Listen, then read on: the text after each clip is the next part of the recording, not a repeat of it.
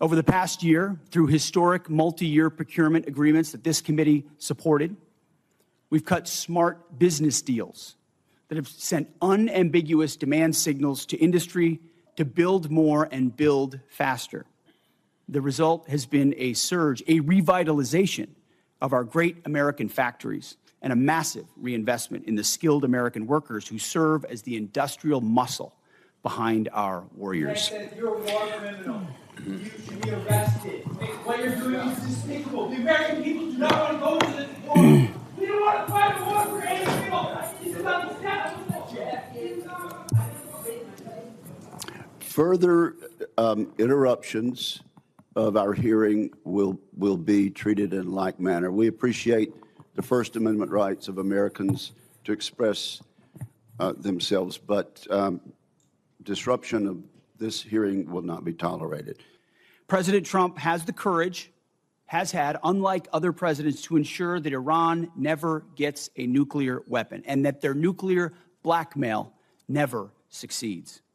We have the best negotiator in the world driving a great deal. Unfortunately, as I said yesterday, and I'll say it again today, the biggest adversary we face at this point are the reckless naysayers and defeatist words of congressional Democrats and some Republicans.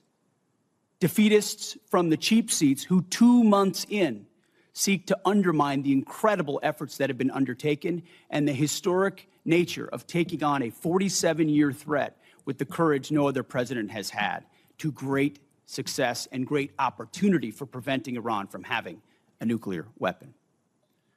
Despite this, under President Trump, we are restoring the unbreakable might of American manufacturing. We're providing for our warfighters, and we are putting the people and interests of this country first. Every resource necessary at every echelon is available, legal, intel, and otherwise, to ensure that we minimize at every extent possible civilian casualties. And the suggestion was made that somehow AI might be used without a human in the loop, which is a classic Anthropic talking point, which is half of what we talked about previously. There is a human in the loop on decisions that are made, and the suggestion otherwise is to suggest that somehow AI is running targeting. Secretary Hegseth, why are we abandoning Ukraine? Senator, if you would hold that chart back up, Yep. I think that's a beautiful chart. I think that's exactly what we want. We want Europe stepping up and funding and shouldering the burden. They are rich countries worth $20 trillion versus an economy of $2 trillion.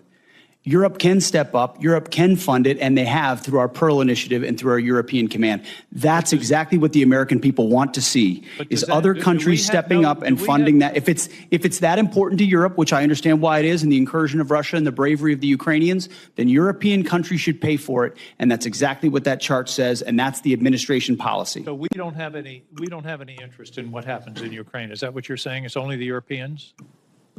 I'm saying the threat is far closer to rich and capable countries in Europe, and they should step up to lead the charge. And that's why that chart is a good thing to see. They have stepped up, but I think the American people should understand that we've stepped back, in fact, stepped back to the point of abandoning. This is a war that never would have happened under President Trump, and he supports ending it through a deal, and he's pursued that. So far, it hasn't happened. I would note $30 billion for bureaucrats in Ukraine is more than the bill that we've talked about today. For a existential and critically important war to ensure that Iran doesn't get a nuclear weapon. That's worth noting. I'm also concerned about recent reporting on your own financial dealings with regard to profiting from the war in Iran. The Financial Times reported that your broker tried to buy hundreds of shares in a BlackRock fund invested in defense companies just before the war began. The law clearly prohibits the Secretary of That entire story is false, has been from the beginning, and was made up out of whole cloth. And anybody that looks at it sees how it was worded from the beginning to make it look like I was involved in something I had nothing to do and never have. So any insinuation that I've ever profited other than serving this nation, what I give, what you give, what others give, I'm not looking for money. I don't do it for money. I don't do it for profit. I don't do it for stocks. And that's part of the reason why I'm able to be effective in this job, because no one owns me.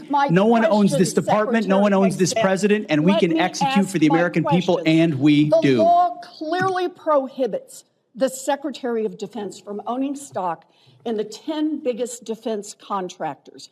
Other senators and I sent you a letter with detailed questions about this, and you have not given us a response. So I'd like to hear you say, did you, through your broker at Morgan Stanley or otherwise, seek to invest in any defense-related funds right before Trump started the Iran war? I'll give it to you as a big, fat negative. Then let me ask you a second question. Is your broker getting your personal sign-off on any investment in individual stocks? Bigger, fatter negative. He's not getting your sign-off before he makes investments in defense stocks? Can I refer you to your I'm not ethics making investments, agreement? Senator. I am asking, does he know that he has to get your sign-off before he does that? Of course. The I time don't know what of you're the looking for, but you ain't senator going to has find expired. it. Thank you. Thank you, Senator.